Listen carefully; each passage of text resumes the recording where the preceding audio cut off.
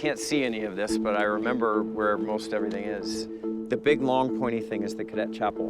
Where's the runway? Oh, you're testing my memory now, but let me try and point it where I think it is. And then there's all these sports fields down here, so you got baseball. Were sports, like, mandatory? Yeah, everybody that comes here plays a sport.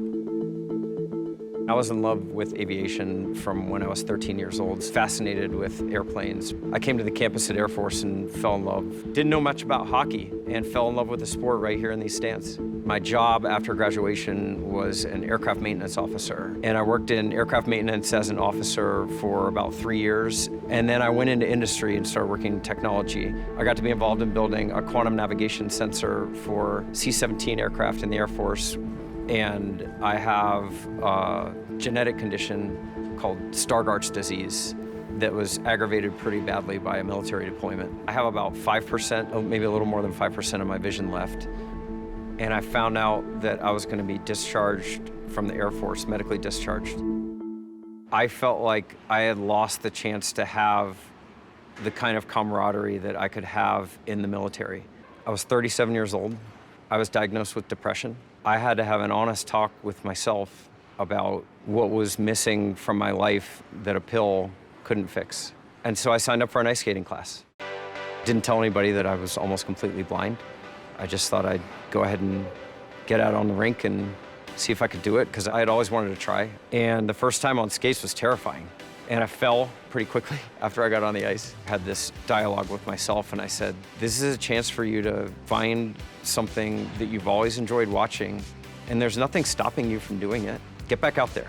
The third lesson, one of the coaches asked me why I was bumping into things, and I had to have the conversation about, well, I'm legally blind.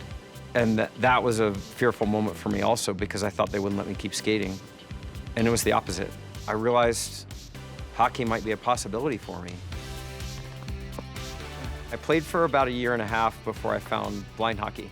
And the first time that I got the chance to touch that puck, everything just felt like I can actually do this. I felt like I was getting little pieces of my life back, which is why I'm so passionate about giving other people that experience.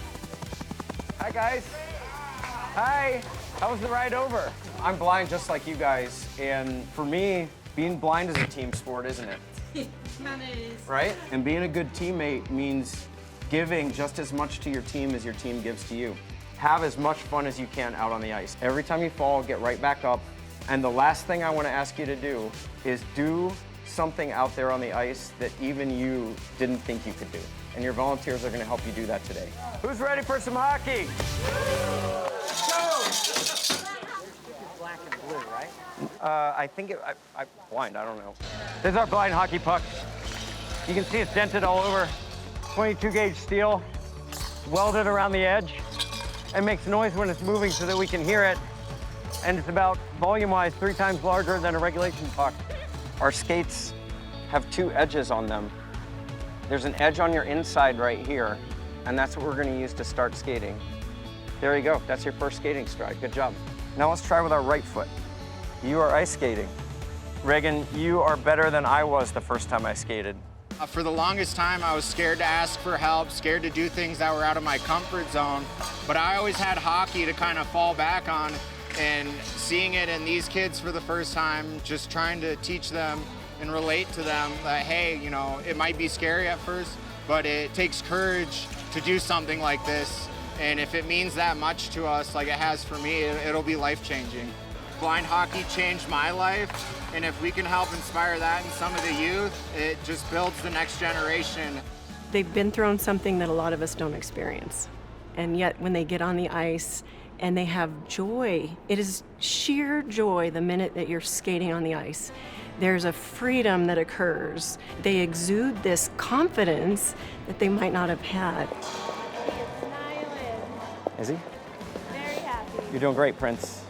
Every time I see him do anything, whether it's on a stage or on a goal ball court or anything like that, it is incredibly rewarding, because when he lost his sight, he was almost 2, and our fear was that he wasn't going to be able to do any of this. I've been watching him do incredible things his whole life, and for him to be able to do something like this it's awesome. All the things that we thought that he wasn't going to be able to do, like driving and all that stuff like that, that just it's not even a factor anymore because of how much he's already accomplished. We as veterans that had the chance to serve want to continue to be of service. This game gave me back my life in a lot of ways. I've gotten way more from the game than I've given back, and I feel like I owe hockey a life debt. Every chance that I get to come on the ice and give blind people the chance to skate for the first time, I feel like I have to do that. There are so many opportunities that blind hockey can give someone that nothing else can. We have to give people that opportunity.